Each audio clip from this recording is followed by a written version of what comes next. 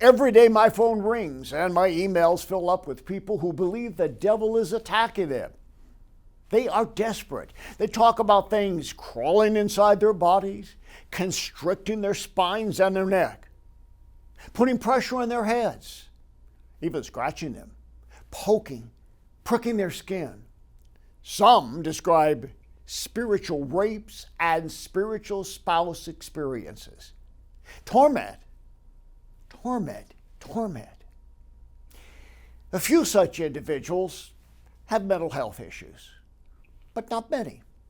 Most are generally under attack by evil spirits. Their stories are so similar and their life history so typical that they have to be taken seriously. We arrange for help. Perhaps an in-person or virtual appointment with me or an associate minister, or a referral to one of our ministry teams. I want you to know something. We understand the signs of demonic oppression and outright possession. The first thing we tell these people is that Satan can't do these extraordinary things unless he has the right. We're determined to find out what that right is. If demons have attacked by crossing over a line from the supernatural world into the natural world, they can't do that easily. There must be an open door. We're determined to find it. Before we can help you, here are some basic things that you can do. Things that you can do to lessen demonic attacks. First of all, fast and pray. Matthew 17:21 talks about this. You say, I don't know how to fast. Well, if you don't know how to fast with proper attention to health and spiritual welfare, Google it. There are excellent ministries that focus on this discipline. They can get you started. And couple your fasting with significant time in God's Word. Why not memorize some basic scriptural promises? Start educating yourself about demons, the devil, spiritual warfare. Get our books. Start reading them. Check out other great teachers and revivalists on YouTube who are zealous about deliverance. Start building your faith. And by the way, immediately stop every addiction. I have people come to me for help who admit they are still smoking weed. One young man admitted he used marijuana on his way to meet with me.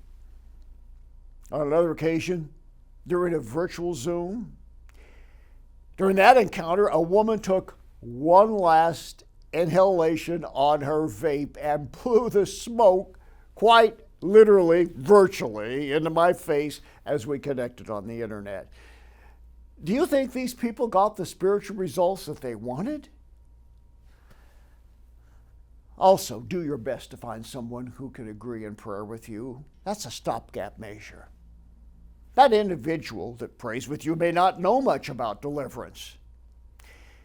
Perhaps they don't know anything.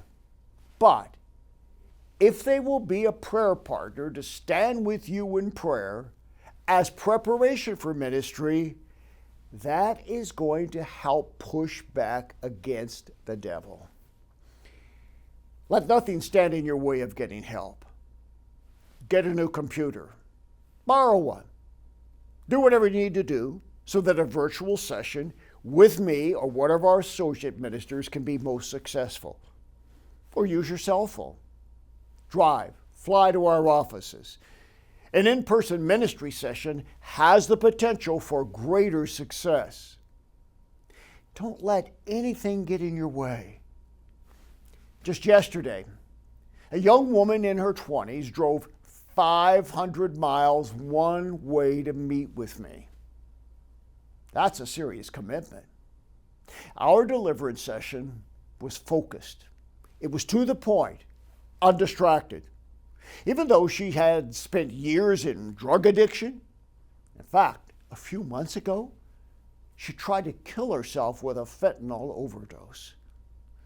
but her demons had been weakened by her determination to see me and get help and to do something about her situation. Within minutes, her demons were gone. They had manifested. We cast them out.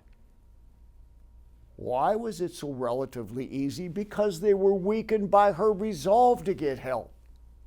She walked into our offices depressed and fearful, and less than an hour later, she walked out, smiling, rejoicing. She was ready to get on with a new life in Jesus Christ.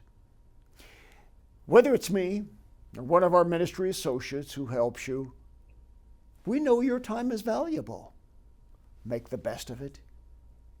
Do what you need to do to get the right kind of help.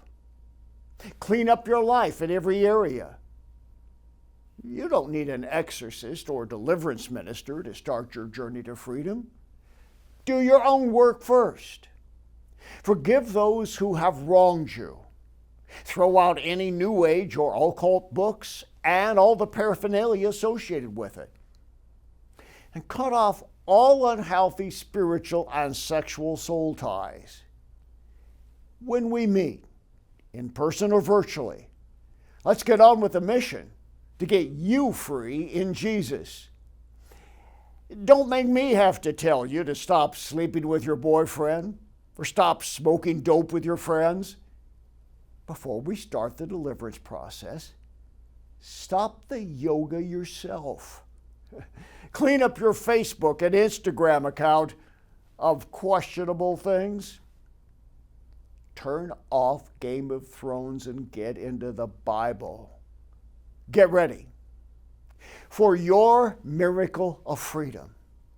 There are many other ways that you can pray for deliverance, but start with these 5 things I've pointed out to you, and you'll be on your way to get free, stay free, and live free. I hope to see you face to face on my computer or in my office soon. Your financial support and prayers make it possible for us to bring hope for the hurting and freedom to those in spiritual bondage. For the latest information regarding ministry outreaches, go to boblarson.org or call 303-980-1511.